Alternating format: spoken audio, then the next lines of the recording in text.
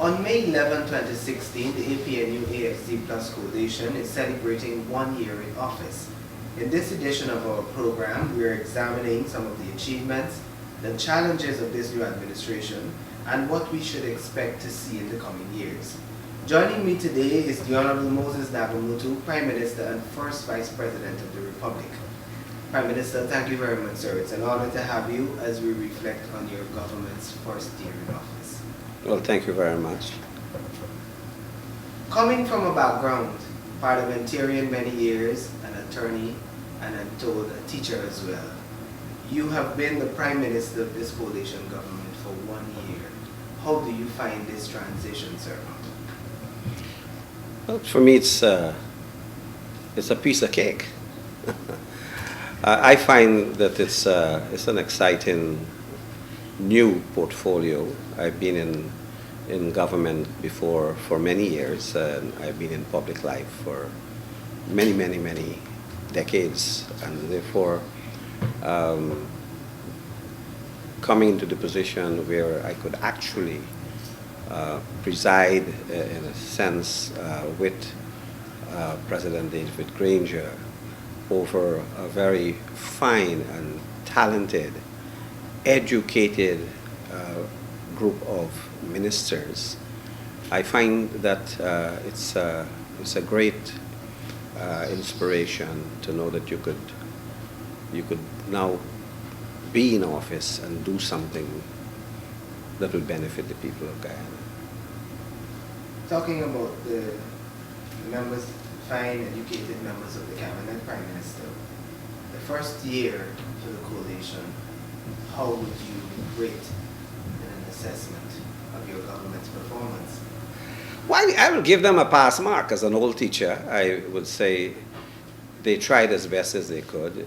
Here is a situation where in assessing the performance of a government, you have to always look at the government as against what was, what has been.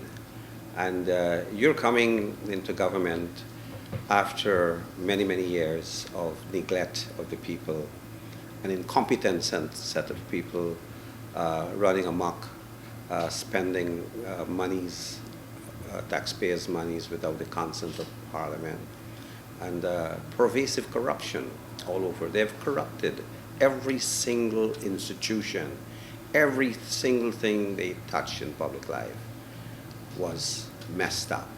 So as against that background, you find that a group of persons largely who had never served in government before, taking over the reins of government, must be commended for the 1 year performance, because they have given new energy, they have given new purpose, they have given new direction to governance at the various levels of their ministries. And you could see that. It's evident everywhere.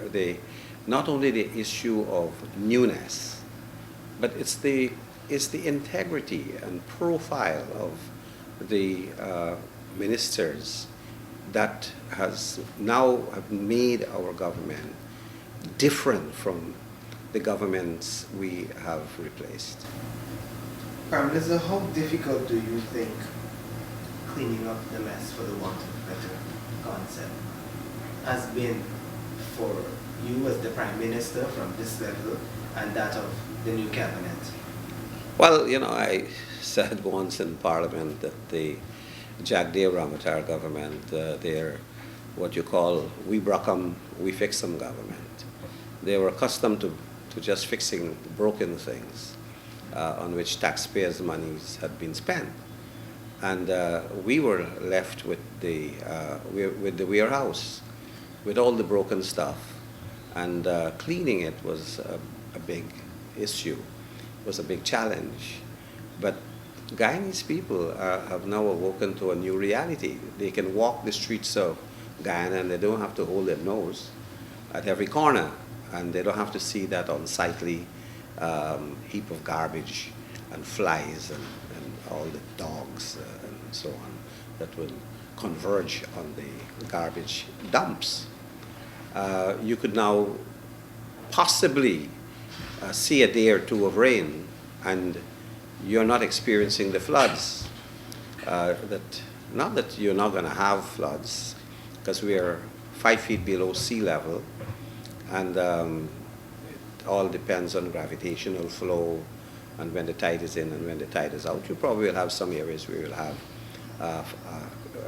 flooding, flash floods, and so on, but it's not when you have to wade through knee-deep water as soon as the rain sets up or as soon as you have a drizzle. So it was a big challenge to do that, and I said this before and I want to repeat, that this is a testimony to the miracle hands of our working people. And we have to applaud those people who came voluntarily in the initial stages, and they went almost with their fingernails to clean the gutters, clean the drains, without boots, if I may say so, because some people are playing issues on this, that the people came forward and they helped. But it was the leadership that was important. And here it is that without trying to politicize what I am going to say, you have to give credit to President David Granger. He came in with an obsession almost, that you have to have a clean and green Guyana. That's what he keeps saying during the campaign trail, and as soon as he was sworn in. He was committed to that. So there was no doubt in my mind that we would be able to clean the audience stables of Georgetown. And there was no doubt in my mind that what you saw now unfolding as the Durban Park Development Project, this huge space that was a forest is now turning into a beautiful landscape where you could have national events, and as you go along you will see it unfurling as a green park, as we have seen elsewhere in Georgetown. And so when you start to take pride of your city, take pride of your cities, your towns, take pride, for example, the Umanayana has been rebuilt. It was burnt down. It is now up once again. So we are also showing respect for the edifices that we have received, and some that were not there. We are trying to set these things back in place. All the plans we have for the marketplace, the Stabroek Market, to make it into a beautiful square, the Stabroek Square. Like everywhere else in the world, you have a square. People go to China, they look forward to visiting Tiananmen Square. You go to Moscow, you want to visit Red Square. You go to New York, you want to visit Times Square. And so you go to London, you want to visit Trafalgar Square. We are, if you're serious as a government, then you must be able to allow the Guyanese people to be celebrated for the Stabroek Square. Clean. It must be clean and it must be safe. And so the City Council, as well as the central government, deserve the commendation for starting a process that will show that you could be capable of having a clean square. You could hold occasional cultural events. Friends can come and meet there. And you could move out from Georgetown to the towns. And you can go to Bartica or Lethem, or you can go to Anna Regina or New Amsterdam, or Corriverton or Rosal. You could go to these places and you could now know that there's pride in your towns, that all these towns are going to become the capitals of the various regions. And they will stimulate economic activities. So, yes, I believe that has been a major thrust of the government. But our government has not been only about aesthetic things. It's good to look beautiful if we were ugly before. And I believe we were ugly. To have people calling your garden city as a garbage city, it doesn't do our pride any good. So I believe that it was much more than that. It is coming into government and having a determination that you're going to be implementing not only clean environment, but a green environment. We will ensure that all public buildings, perhaps starting with the President's residence, starting with the Prime Minister's residence, starting with our public institutions, the Parliament, these should have alternative energy sources. We should be able to power them, not with a dependency on fossil fuel, but with solar facilities. And that should be the same to go out into Bartica, into Lethem, and to the other cities, that you start with the cities and you can show that you can have a green environment, you can have alternative power, and so on. So the idea might have started in the city, but it's now going in a circle. It's really expanding in a circle, and sooner or later all the cities would be touched. Prime Minister, you talked about Guyanese coming forward willingly to help create this new, under this new vision that your government has. Do you think that you would have been able to restore national pride in this first year? Well, I would say yes. I would say that this coalition came into office with tremendous goodwill. Whether it was reflected in the vote or not is not what is important right now. What is important to me is that people wanted a change, and they pledged their goodwill. They handed their goodwill to us and say, listen, we want you to do what it takes to get it done. And so when you come in with people wanting you to do something, and to do something differently, we believe that yes, we could do it with that support from the base and that willingness. But in real life, things are done even differently from wishes. You may wish a lot of things. As you know, some of the difficulties we have, we try to relocate vendors. And you had some levels of, initially at first, some levels of resistance, because you need to constantly explain to people why it is necessary that you should have orderliness, why you shouldn't be, it is necessary for you to be able to do marketing activities in a way that people feel that there's some orderliness in it, there's some cleanliness around your environment, and that there's some show of hospitality. Not that you go into a place and people pick your pocket. That's hostility. That's not hospitality. People remember you forever, all the time. I went to Georgetown and somebody picked my purse, you know. But if you have a situation where people can be accommodated in a friendly environment and dealt with, then you will spread that good story, the good news, that Guyana is safe to visit, and Guyana has many places where it is healthy to do shopping, which helps our people to make a livelihood. Under the Cummings-Burger Accord that brought the coalition together, Prime Minister, you are responsible for domestic affairs. Under that remit, is there anything that bothers you at the moment, or any major challenge you would have had to confront during this 1 year?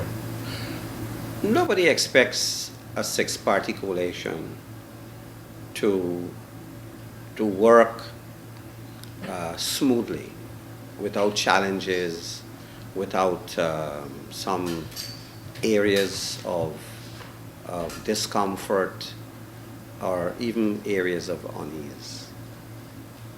Guyana had a history of two-party coalition. It broke up. Trinidad had a situation of a two-party coalition. It broke up. So England had a coalition of two parties, mainly. I think there was a third party. It broke up. They lost power as well. So all around the world, it has always been difficult to keep coalitions going. And it must be to the credit of the APNU+AFC that we are able to remain a stable coalition, a strong coalition, and not allow the doomsayer, the naysayers, to crack us up.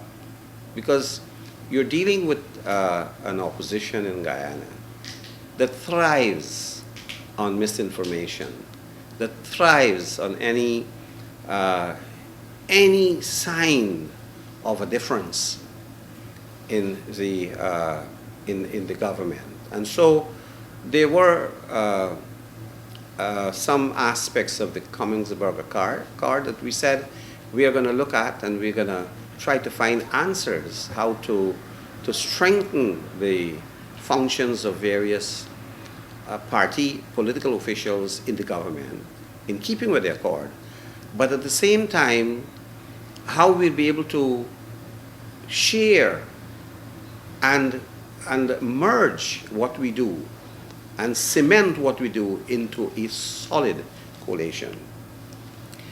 In this last month, while we are trying to adjust and readjust to some specific experience, we did so out of a necessity that, one, we must cooperate.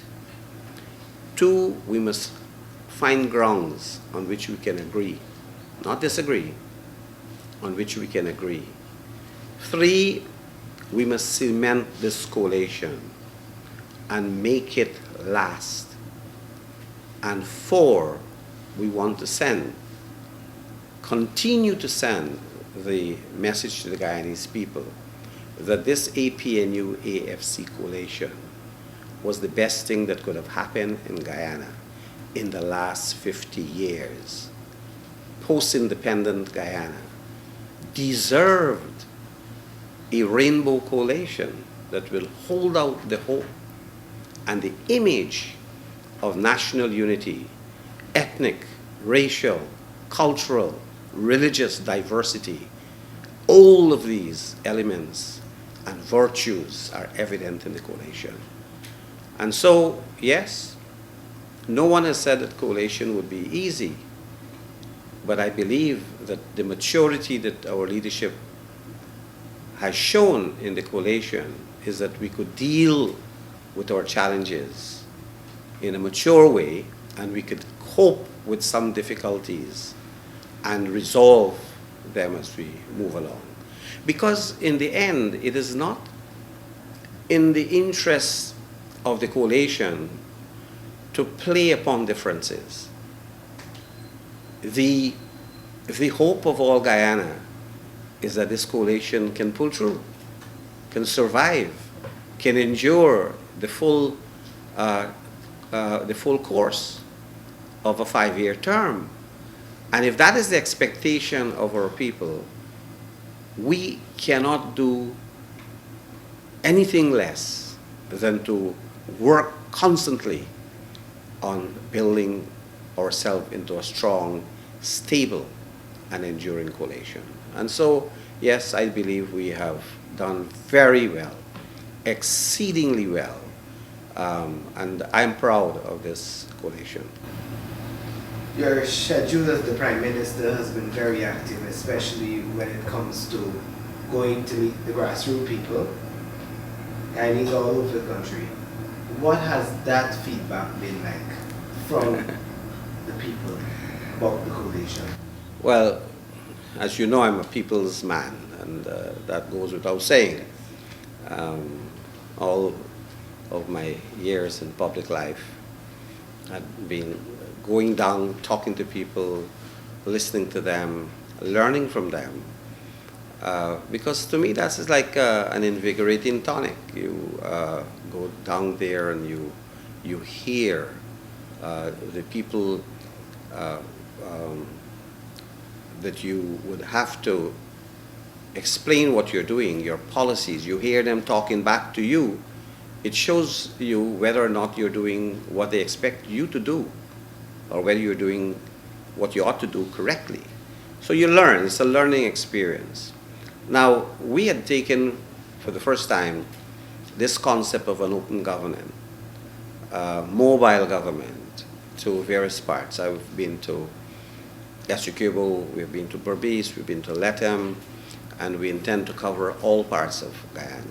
To sit there and to listen to the Guyanese people, talk their problems. And for me, that was a great lesson. You learned that Guyanese still are plagued with a host of problems. People have problems acquiring birth certificates, passports, death certificates, marriage certificates. They have problems dealing with NIS, GPL bills and disconnections, all kind of problems, even down to little things like someone will complain that I have bees in my backyard and they want someone to look at it before children are harmed. But there are the bigger issues. You go into the villages and people complain about their streets not fixed, their drains not fixed, the little bridge that leads to the school needs to be repaired. And they're dealing with their community centers, their play fields, their burial grounds. They're talking about their problems. And I believe that they are correct. If they don't speak out, no one will do anything for them. I always say that only the squeaky wheels get the grease. If the wheel ain't making noise, you ain't giving it any grease. So people have learned now that they have to stand up and they have to be vocal. They have to speak out about their concerns. You go to villages and you hear people talk about the number of young people who are without jobs, who use drugs, who commit crimes. You hear them talk about these things, but they're also saying jailing them is not the way out. It's finding jobs for them, finding training for them. And so we have this new orientation in our government. It's to start with the young people. Look at the projects that have been initiated almost out of the birthday of President Granger, where he started off making a boat available to the Pomeroon. And then from one boat, it goes to several boats, then several buses, then bicycles, boots. Now we have started a program, $1 billion, $2 billion program of giving hot meals and breakfast to children in some of the schools in several of the regions. So that we have to start now with the new generation to assure the junior generation that you have a government here that would ensure that they are brought up in their schools in an environment in which they can learn, in which they have some facilities that they can go to school in the first place, that they provide transportation to take them to school. This is the hallmark of a caring government. This is a hallmark of a visionary government that would look to the future and not constantly in the rear view mirror to look what is in the past. We don't need to go back to the past. We know what happened in the past. We don't need to repeat the past. So we're moving forward. And so I believe that we are setting our goals right. We are concentrating on the rebuilding effort in the infrastructure. David Patterson has been doing a fantastic job as Minister of Public Infrastructure. We are setting the security parameters correctly. We're investing more in security forces. We are paying more attention to the training of members of the security forces, and we are paying attention to the general discipline within the police force and the morale of the police force. Look at the results. The result has been that you had more interception of criminal activities, more prosecution of criminals than any time before. And while crime may appear to be alarming and we are concerned, that you have this crime situation in Guyana characterized a lot by interpersonal violence. We are still asking ourselves, why is it that people pay people to kill their fathers? Why is it that husbands pay people to kill their wives and vice versa? Why is it that there are people in this country who are sadistic and so violent that they could roast and burn people in their homes? A government doesn't create these things, but a government has to deal with the environment that it has inherited. And that has been because you had a difficult economy where 40% of our people have been unemployed. 30% of our people have been below the poverty line. And so there has crept into the society this sense of hopelessness, this sense of desperation. And so people try to find an escape out of their daily problems. And violence, interpersonal violence, disorderly crimes are the product of that chaos we have inherited. So we are dealing with all those issues. You haven't heard any piracy recently. And certainly in Guyana, while you may say that, oh yes, their headlines every day show crimes, you are not having what happened in the past.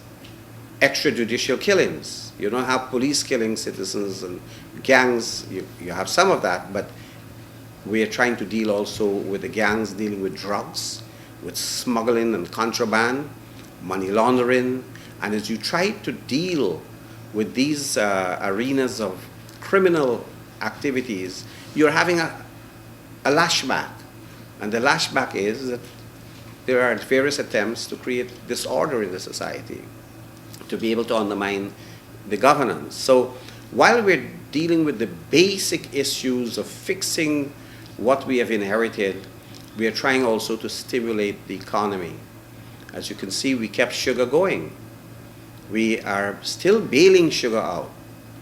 Last year, the government had said it will continue the bailout package, and we are rolling out an additional $9 billion this year. We have kept rice industry afloat after we lost the Venezuelan market.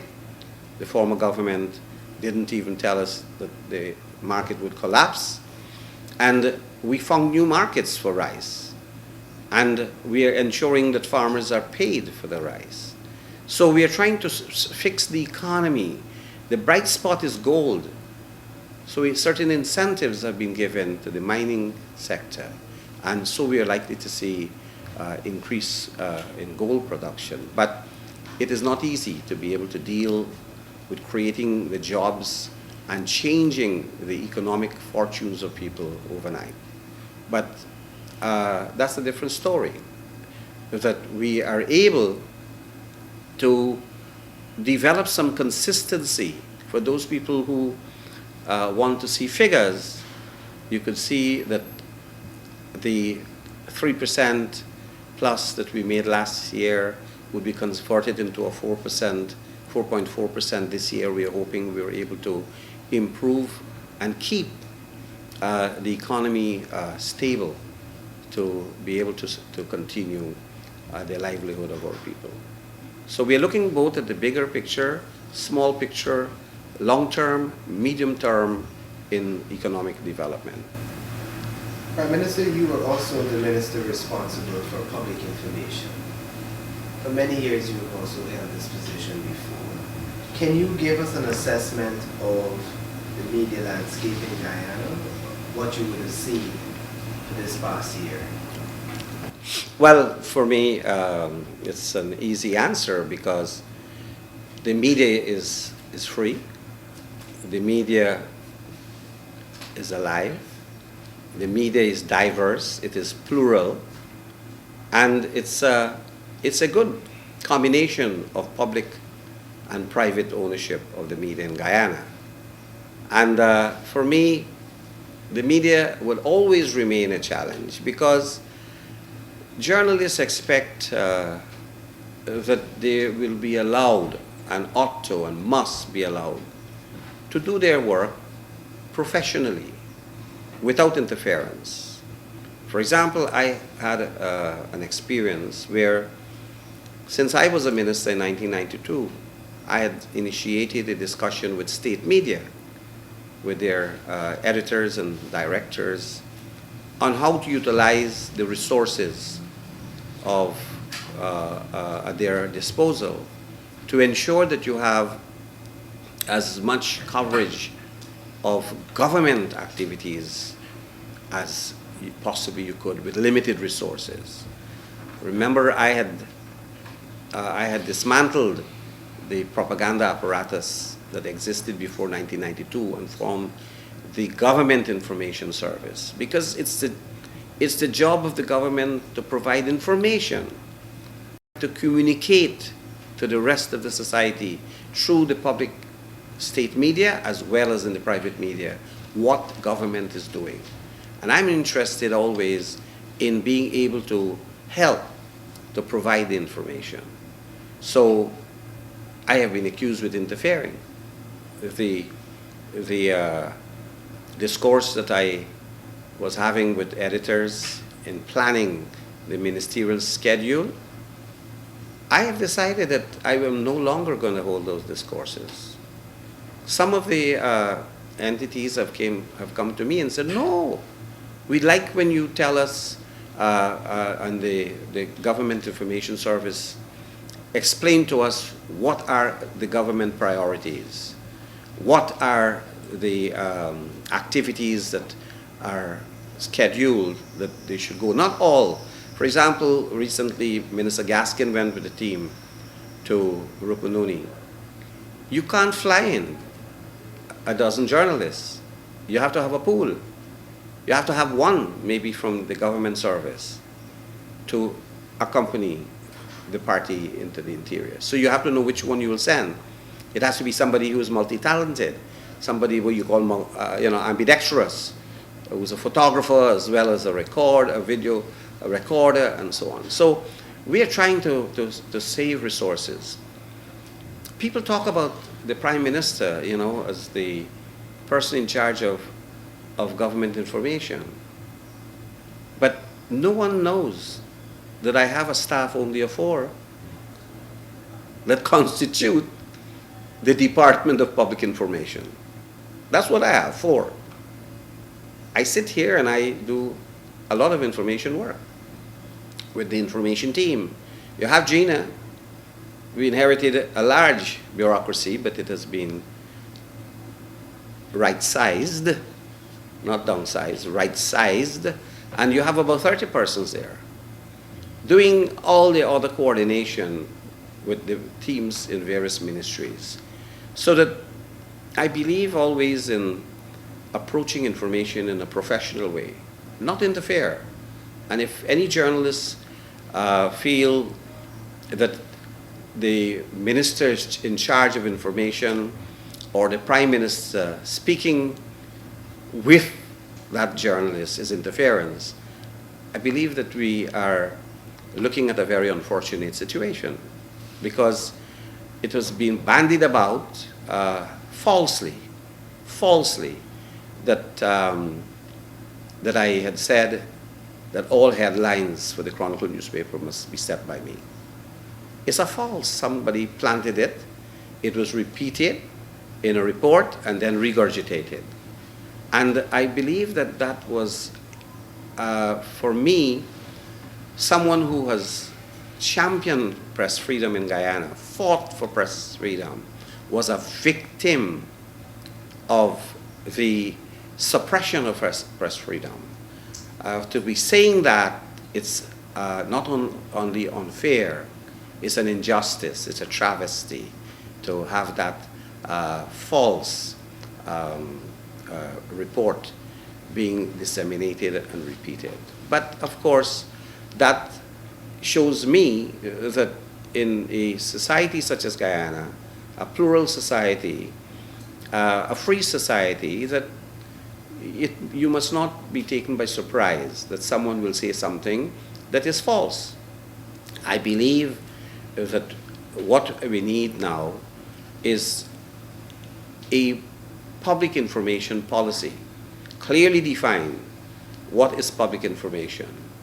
And I share the views of President Granger that we need to look at a situation where you can give coverage in a balanced and fair way to political parties without discrimination. You must give them space because they are part of the system of governance. And our system of governance is based on inclusivity, is based on tolerance. And I intend to be able to look at public information from that point of view, to keep opening up the space and not to close in on any section, political as well as in the social partners, trade unions. People came to me and I said, I'm going to talk that you have a column to write in the Chronicle, expressing the views of labor, expressing the views of women, expressing the view of another view, if I may say so. And therefore, it's a reality that the responsibility to disseminate information is always a public responsibility. If you're using taxpayers' money, you got to tell the people or the taxpayer what you're doing with their money. So we intend very shortly, within a few days, I hope, to commission a community radio station in Mabaruma and to commission a radio station in Letem, because you want to find a platform through which you can inform people what the government is doing.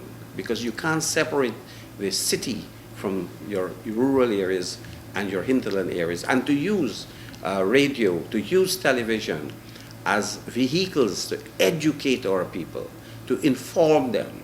An informed nation is always a stronger nation, because then you don't fall victim to every lie.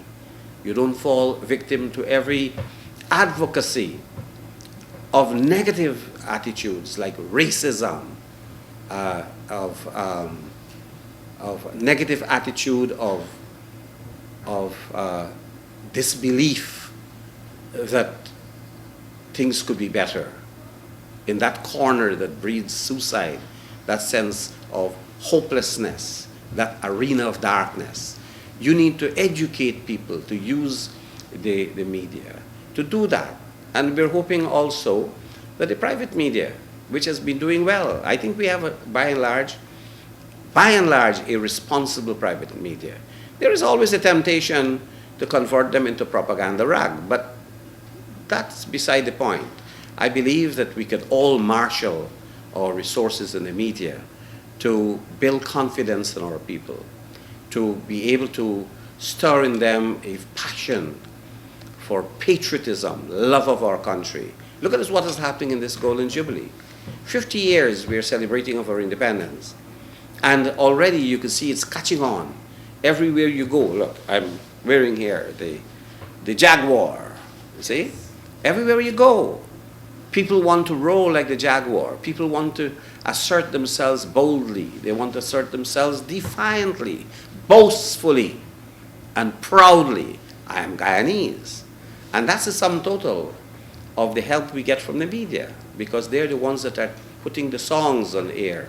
They're the ones that are putting the jingles on the air. They're the ones that are repeating the programs that are lofty, that tells us, that will tell us that there is something better and brighter and bigger for Guyana. And that's what I'm pleased about. I'm very pleased about Guyana media. I may be disappointed in Chronicle now and then, which is a state paper, you know, but this, I believe that if you can't make it on your own, then we're sorry, you know. It's not out of want of trying. I'd rather like to see the state continue having a newspaper. But of course, there's no guarantee that that's what the state would want to do forever. So there will come a time when policies will be changed. Prime Minister, if we could shift a little bit to Parliament.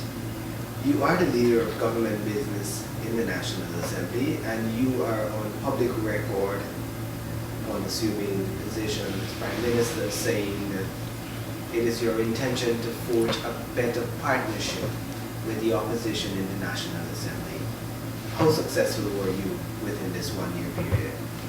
Well, listen, we have been trying all of our political lives for unity. The first sign, the blossoming of unity was in 1953. It was short-lived when you had a nationalist movement. And so something that had escaped you for over 50 years, you're not going to be able to build it in a year. Old people say, "What rain can't fall, dew can't fall." And that is true of politics as well. But it doesn't mean that if you didn't have it in 50 years, you must not dream to having it. I dream all the time. I'm very emotional. I'm very passionate about the unity of Guyana. And the only way that you can guarantee that there would be unity if you prevent political fragmentation. Because it is the ethnicity that has been capitalized on for political mobilization. So you have people being mobilized as if they were in separate compartments, separate groups, and that keep us apart. So I have always spoken to the issue of partnership. I don't want the opposition party to surrender. They have a mandate from their own supporters. We have to respect that. That they have to agitate. They have to represent their constituent. But they have to represent their constituents in a very responsible way. You cannot spread hate speech, race advocacy.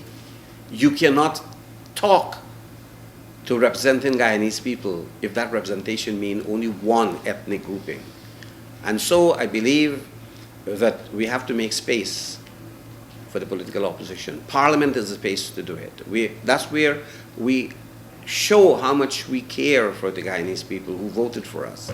And I'm still hoping that starting from the various committees in the Parliament, that we can sit there and we can hammer out specific issues. Every bill we have should be subject to multi-party scrutiny. There have been a few that seemingly were rushed through the Parliament. I'm not happy when that happens, but there are some specific situations, like the anti-money laundering law, like the law to fight terrorism. These are very important laws that you need to bring into your statute books as quickly as you can. And I'm not saying that we're without fault. Sometimes I stand up there and I listen to criticism from the opposition with which I agree. And I wish I would have been able, as leader of the House, of government business in the House, that I could have been able to do these things differently. And so I intend to, of course, try as much as I can to do things differently in this coming year. It calls for bipartisan cooperation. It calls for the lessening of hostility. It calls for the renunciation of personality-led politics. Everything that you see sometime in that Parliament is focused on personality. It's focused on personality. There is an obvious refusal of the party that I had belonged to before to accept me as the Prime Minister, to accept me as the person who is sitting on the other side of the House with the power. And so this mode of denial must be translated now in a new year. It must be translated into a mode of cooperation, to accept reality and to decide that the only way we go forward is not to build a Berlin Wall of division between the coalition and the opposition, but is to build a bridge that we could talk and we could include the opposition. For example, you put the opposition in the boards. You're talking about state media.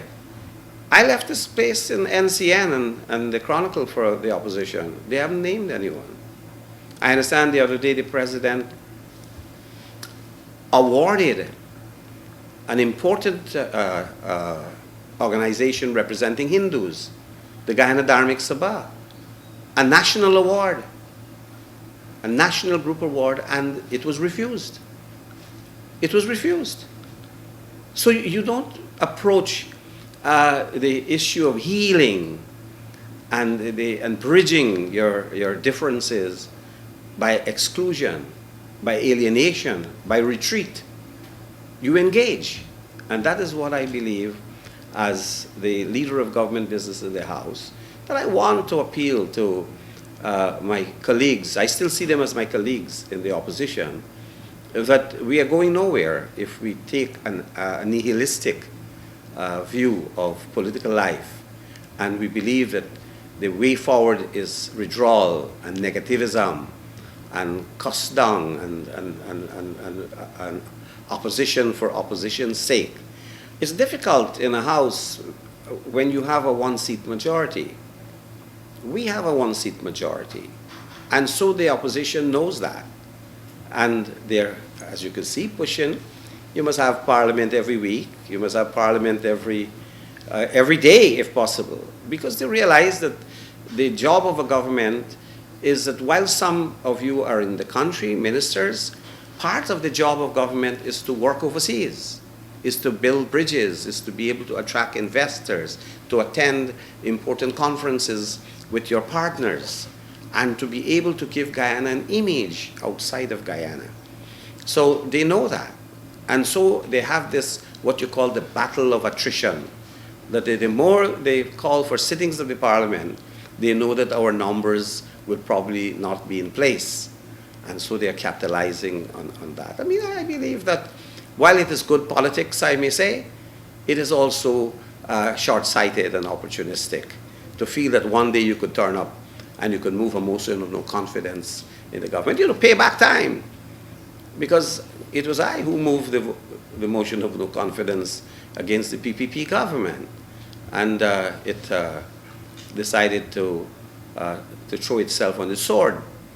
It prorogued Parliament, didn't hold Parliament for 9 months, and then decided, oh, we're going back to the elections, we'll get a landslide, and it turned out to be a mudslide.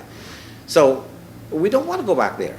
We don't want to do tit-for-tat politics. We want to be able to embrace each other as partners for the development of this country. And so I am not too excited that we could continue in the old way. I'm not excited by that. I want new relationship, and I want the relationship that is built on cooperation. Let's forget the personality, and let's deal with issues and deal with our country's agenda first. My final question to you, sir. 1 year after, do you think it was worth the effort to bring a change to Guyana of a government of national unity? Do you believe that it was worth the while? It is. For me, there's no more beautiful word than the word change. Almost every political leader and every viable political movement in the world, they have inscribed on their banner the word change. They call it sometimes reform, but change is constantly the element that we seek after, because nobody wishes to be mobile. Nobody wishes to be sterile. Nobody wishes to be immobile. You want to be on the move, and movement requires change. But it's a question now of the description of change. You could change for the worse, or you can change for the better. It's a qualitative definition that you give, the content of change. And so, yes, it was worthwhile if you change something that was bad and you bring something that was new. You change something that was corrupt and you bring something now that gives people hope that you will observe good methods of governance. You will observe accountability. You will observe transparency. You will observe consultation. You will observe all the sacred principles on which good governance rests. And so, for me, the change that that I saw was introduced in Guyana in May 2015 was a fundamental change. It was like a revolution because we decided that we were doing things differently from now on. You're not going to be able to change everybody. We still have some rotten potatoes in the barrel in the system of governance. We are still opening the Pandora's box of stench and horror.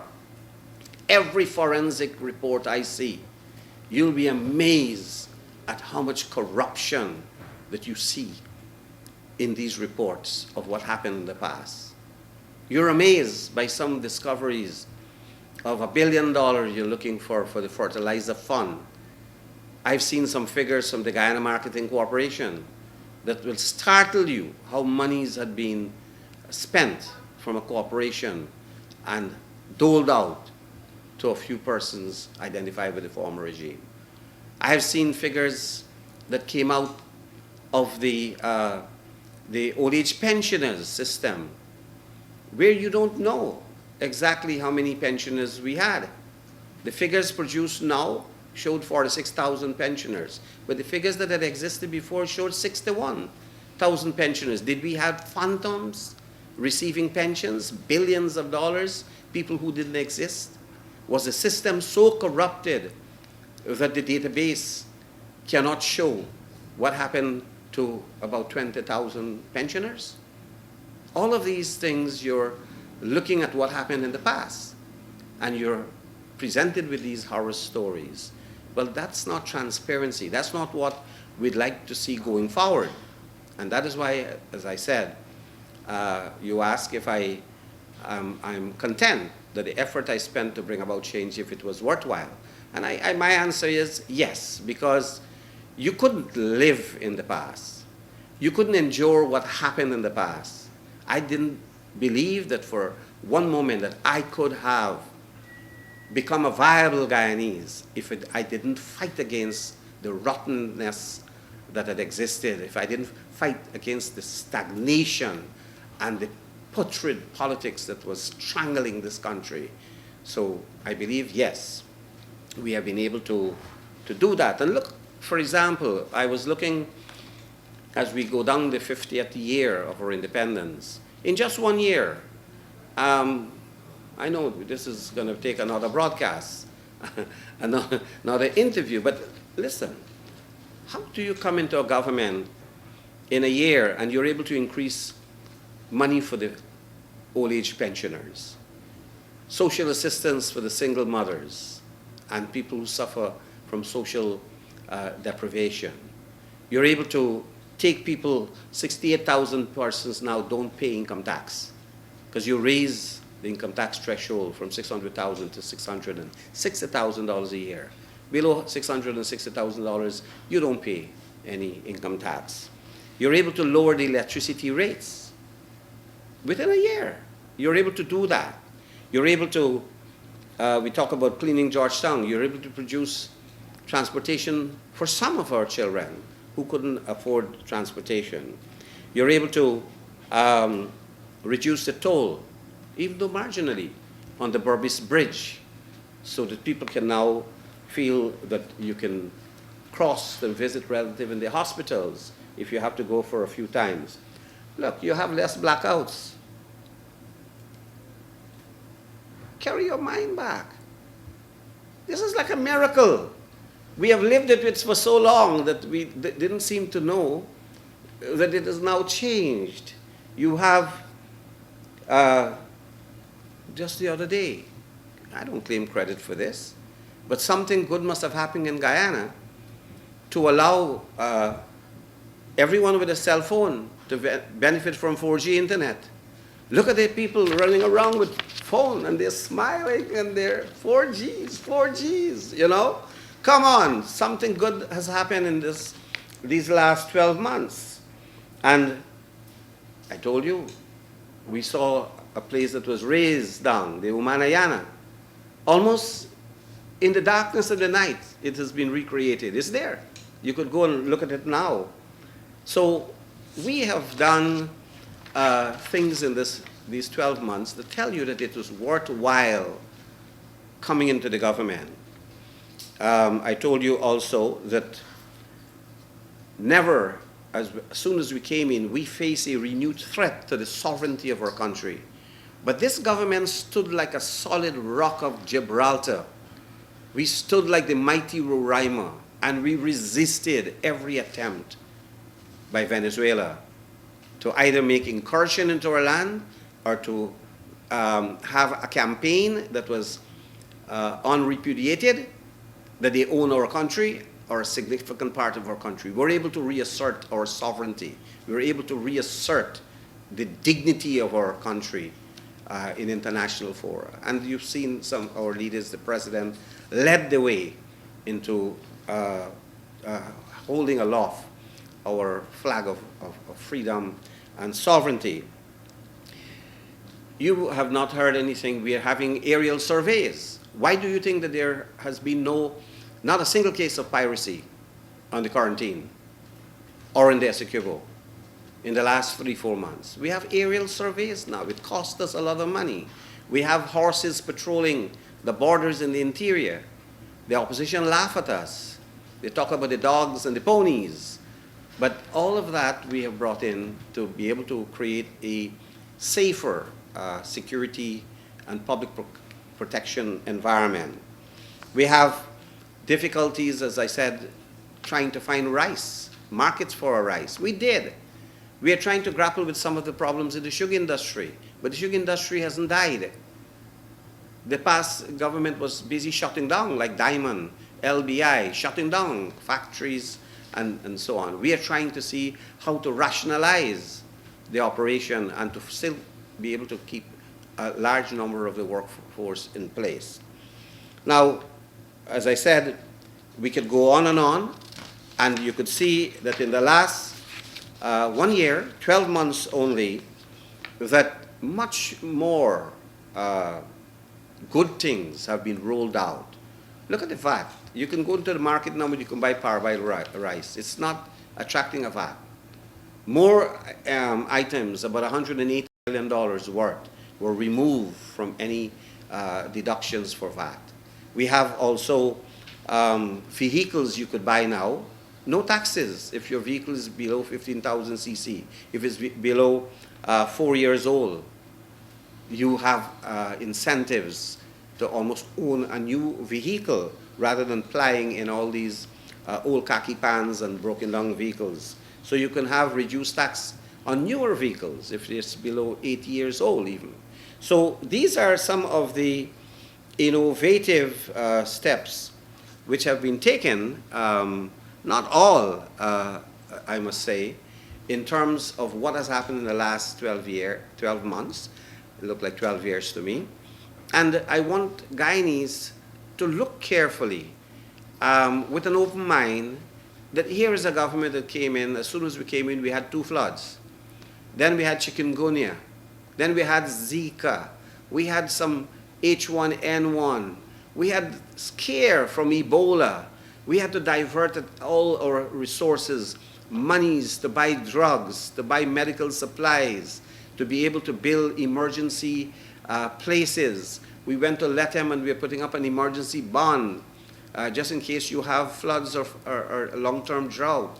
We have dealt with these floods by having the Civil Defense Commission distributing food boxes and providing relief and taking people and crops to higher ground. We have dealt with some major challenges that no government would have expected that it would have meant in 12 months. But here we are, Azim, after 12 tiny months, and I can sit and talk to you with pride that this coalition government has delivered. It has delivered, and I'm really satisfied that our ministers have all worked day in and day out. Cabinet meetings don't last for 2 hours anymore. It's not a happy hour, a weekend happy hour. Cabinet meetings last for between 7 and 8 hours. We make sure that we attend to every single business of the nation at Cabinet, every single contract that would deserve require no objection would be dealt with so that you could activate some economic activities in a village, in a community. You could have a well dug, a street made up, a road open, something repaired. Everything is there. Every time we meet and we reconvene the national security meeting, we meet religiously on a Tuesday morning, and we review security issues. I am chairperson of several cabinet subcommittees. I have a cabinet subcommittee just now composed on labor issues, and I sit with the Attorney General and some other ministers of the cabinet dealing with the issues confronting labor. I have a committee that is dealing with constitutional reform. I just received the report from the Steering Committee on Constitutional Reform. I tabled it in the cabinet for consideration because constitutional reform cannot be an overnight boardroom exercise. It has to involve the people. We'll have to go out and have broad consultation with the Guyanese people. So we are setting the basis, the groundwork, the framework for all of this. Look, we have the telecommunication, to reform the telecommunication sector. Minister Cathy Hughes is busy trying to start off by giving a little incentive, temporary. This is going to be only for a short time for the 4G to experiment, and then we can deal with the issue of how to deal with our telecommunication sector. Busy minister. Tourism. Guyana is now seen as a destination once again for healthy tourism, for environmental tourism. So every one of the ministers, you see them out there very busy, working themselves, whether it is social cohesion, going around the country, stimulating hope, building unity. Valda Lawrence, Minister of Social Protection, is out there dealing with the issues of women, dealing with the issues of children, dealing with the issues of suicide and truancy, dealing with all the social issues. Minister of Education, bringing in reforms and innovation in the education sector, starting now and improving on free meals, hot meals for children.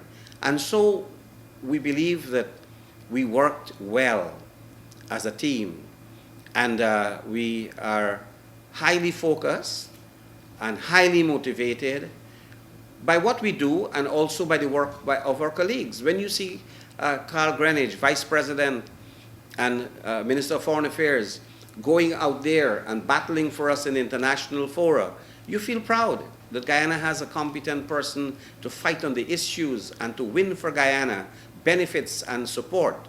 When you see the Attorney General goes into the court and defend this government and represent this government, you feel proud that you have someone who's competent, who knows the law, who respects the rule of law, and who will ensure that the government is not shortchanged. So we have a competent team of ministers. I have not mentioned all of their names, but I can tell you this, that with David Ranger and myself, we have been able to forge a very close relationship with our ministers, and I can tell you that we both share the conclusion that this is perhaps the best ever cabinet Guyana could ever have. So the one-year story is a success story.